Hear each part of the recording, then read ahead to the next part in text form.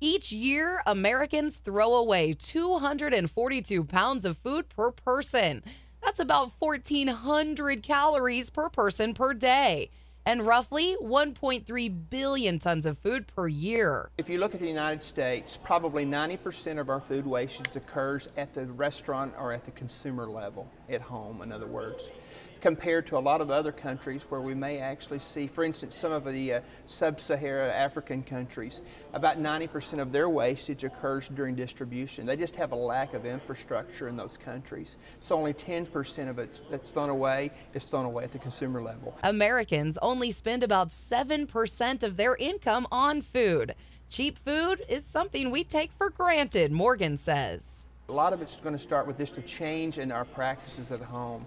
My wife and I, we've actually done a food waste study, and it was amazing how many pounds and how many dollars we were actually throwing away just simply because we forgot about them sitting in our refrigerator. Feeding 9 to 10 billion people by 2050 takes both waste reduction and increased production. Do we need technology? Certainly. We have to have technology. If we want to compete at the marketplace, we have to have technology.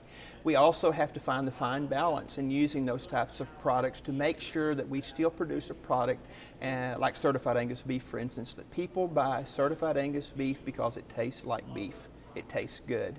And we have to remember that. It doesn't matter how cheap or something is. If people don't like the taste of it, they're not going to be as willing to buy it. It's all a delicate equation. Waste less, produce more, grow demand, and feed the world with great beef. I'm Cindy Campbell.